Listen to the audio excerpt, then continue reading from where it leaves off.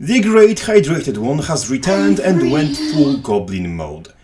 Over 100 skills got their cooldowns reduced, and those are Elementalist's Frost Aura, Cleansing Wave, Sickness of Fire, Earth and Restoration, Glyph of Elemental Harmony, Arcane Power and Brilliance, Engineer's Fumigate, Prybar, Gear Shield and Magnet, all gadgets, all elixirs except Elixir S, and their toolbuild skills, Guardian's Signets, except Reviving One and Elite One, Bow of Truth and Hammer of Wisdom, all meditations except Elite, all shouts, all consecrations, Dragon Hunter's traps except Light's Judgment, and Mantra of Law Ammo Recharge, Mesmer's Psychic Force, Wells of Action and Senility, as well as the Grogging Chicken Signet. Necro's Signets all but Undeath, his BDSM skills, with exception of Sand Flare and Sand Swell, and Harbinger's Rampant Alcoholism, Ranger's Healing Spring and Spike Trap in addition to Spiritual Reprieve, 2 Unleashed Pet skills and all commands but God.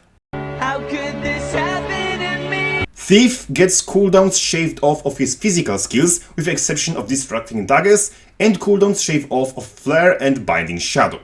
Warrior gets longbow and rifle skills to get reduced recharges, Berserker and Balanced Stances are reduced cooldowns in PvP, all physical skills, all signets but Doilak and Healing Signet, and all shouts.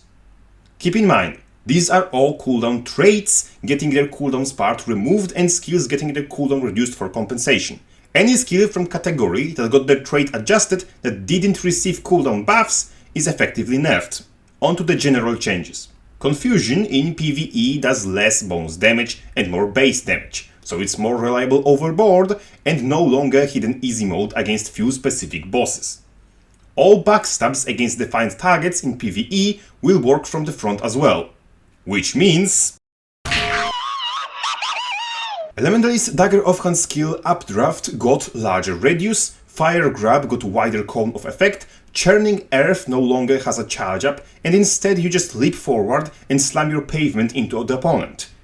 Written in Stone grants auras instead of cooldown reduction, Tempestuous Area will be the same thing peak performance is, Weaver's Shearing Edge gets increased projectile speed, Twin Strike gets its damage fixed, Cauterizing Strikes gets more burning, Gale Strike gets its CC duration increased to 2 seconds, and Twist of Fate gets changed from a skill on long as cooldown but with ammo to 30-second long cooldown with no ammo. Energized Elements grants Fury instead of Might in versus modes, and Spectacular Sphere grants less quickness but on every sphere instead of just Air Sphere. Engineer's Mad Blaster gets reduced range, and Super Elixir heals more per pulse but does less pulses in World v World. Elixir toolbuild skills are now unblockable. Speed of Synergy gets nerfed in World v World. Kinetic Accelerator now apply quickness around you when you activate Blast or Leap combo finisher. Prime Light Beam will no longer apply additional burning to big targets. Mechanical Genius gets mech stat penalty for being far from the player removed, and instead mech skills will have longer cooldowns if casted outside the range from the player. Whoever came up with this idea need to be given a couple days of paid vacation to play a bit of Guild Wars 2. The issue never was that mech can operate far from the player. The issue was that the player can take the back seat and let the golem do all the bloody work. Barrier Engine will now do as much in all 3 modes as it used to do in PvP. And Barrier Burst got based and scaling both almost doubled.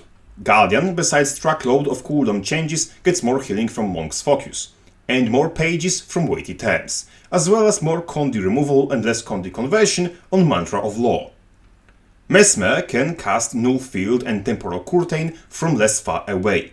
Illusionary Membrane, Chaotic Persistence, Illusionary Defense and Bountiful Disillusionment got their effects slightly nerfed in PvP. Auspicious Anguish will now only activate when disabled once a period, however its distortion part stays unchanged. Speaking of, Escape Artist will now grant Distortion to Summoned Phantasm, so random AoE won't screw up your skills. Stretched Time and Seize the Moment now respectively grant Alak and Quickness. Well of Senility strips less boons, Well of Action grants Quickness instead of Super Speed. Mirage gets his second dodge back, but can no longer use it while immobilized or controlled.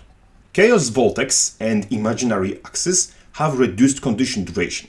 Split Surge grants less might in PvP, and Elusive Mind now removes conditions when getting Mirage Cloak instead of Dodge. Virtuoso's Distortion now has 3/4 of a second per blade in PvE. Blade Call now tracks targets. Unstable Blade Storm is now grant targeted skill. Twin Blade Restoration now has guaranteed effects. Blade Renewal gets reduced duration. Jagged Mind gets more bleeding, and Psychic Riposte now grants minimum effect upon basic dodge. Blade Storm Requiem no longer blocks attacks. This change baffled me so much I had to get up from the chair and die of stroke before returning. Requiem does negligible damage and has a channel time. Its main and redeeming feature was the hard block. With removing a block, you effectively delete the bloody skill. Moving on. Scourge got treated even worse. As you may or may not know, Necromancer was really good at bringing people back from downstate, mostly thanks to Ritual of Life, which made wells revive allies within them. That could cover 70% of someone's revive bar at maximum efficiency, and Ritual of Life lost more than half of its reviving power.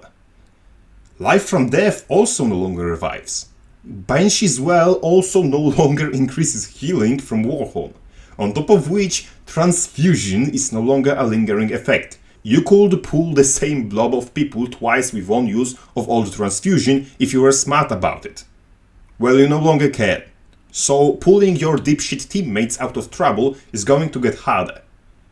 Abrasive Grit no longer grants barrier and gives might instead. Sandflare will also grant reduced barrier. Desiccate now grants fury. Serpent Siphon will be ground targeted skill gaining Aegis, regeneration and barrier to allies while applying poison and torment to enemies.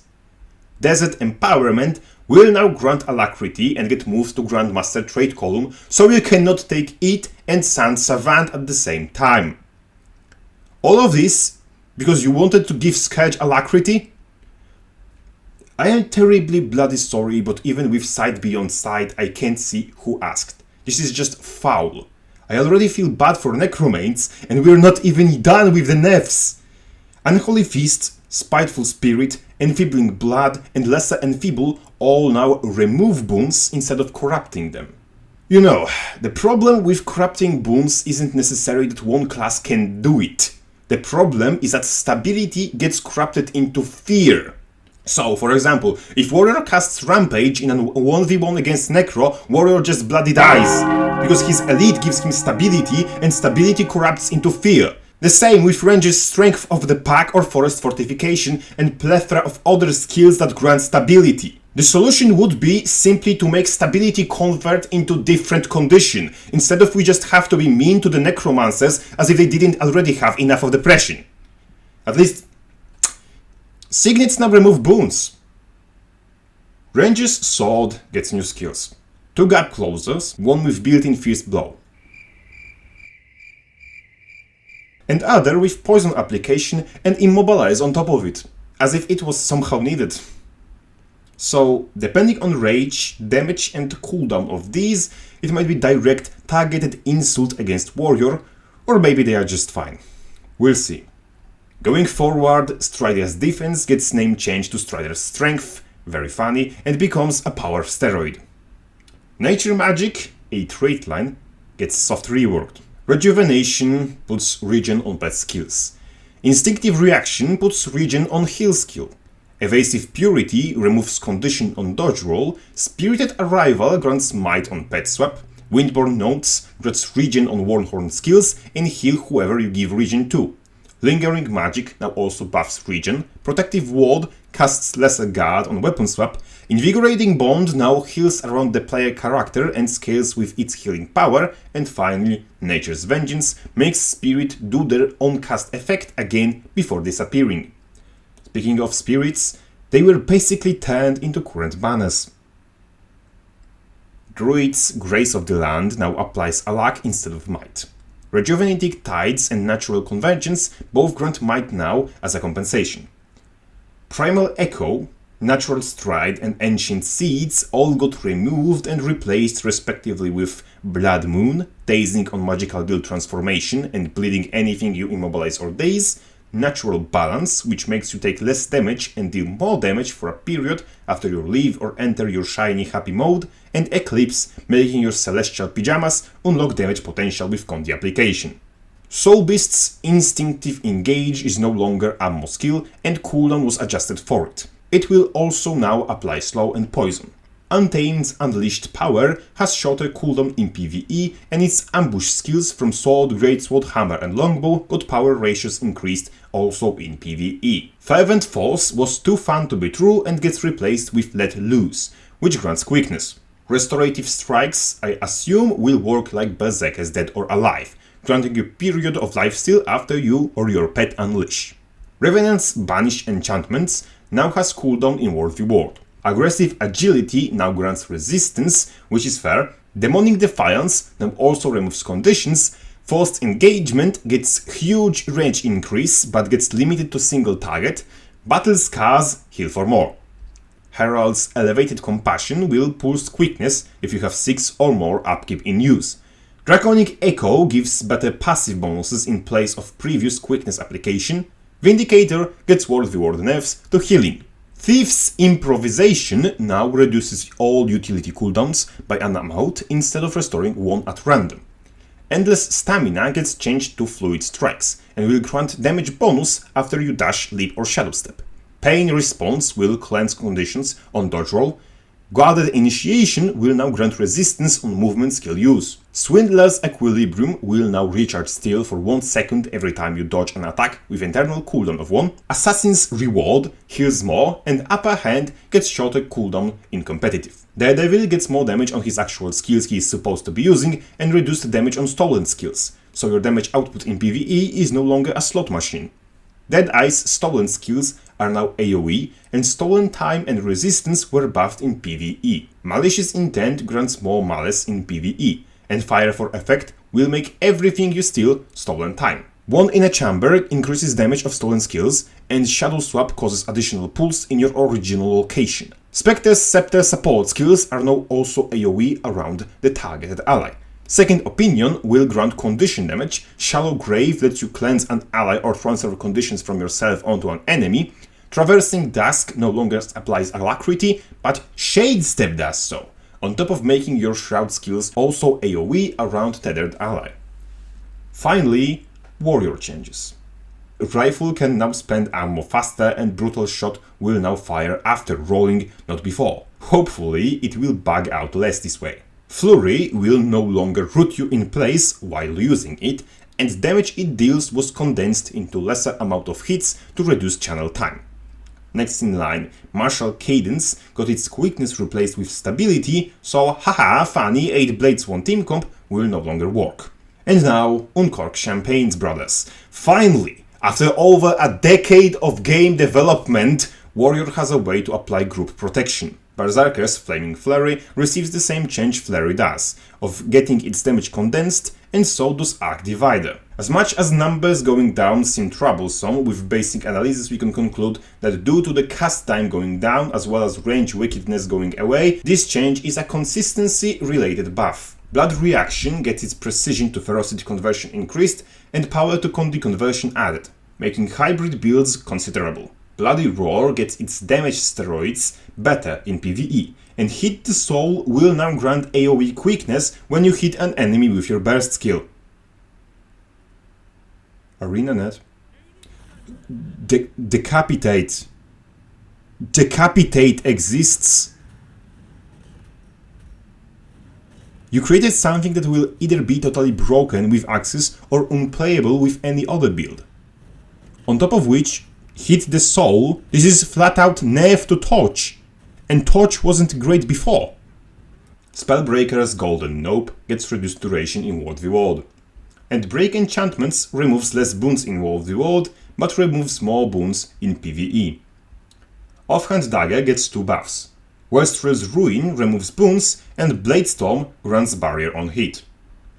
The second one, of course, makes sense. Since most warriors offhands directly compete for the spot with the shield, improving defensive utility of Bladeswarm will make Dagger's trade-off more excusable in certain scenarios. Finally, Daring Dragon will now apply Alacrity. Another change nobody bloody asked for. In summary, Bladesong Requiem losing its channeled hardblock is basically a fucking insult. And the changes to Necromancer are just wrong. Just wrong on so many levels. I'd rather not have the patch at all than see this level of targeted harassment in the damn patch notes. Boon Corrupt being problematic isn't Necromancer's fault. Just perhaps reducing build's signature strength by over a half just to give it a bloody alacrity isn't a good way to balance your game. Don't let Virtuoso's Requiem, Zek has hit the soul and Necro changes to go through. Rest is acceptable. Crabface out.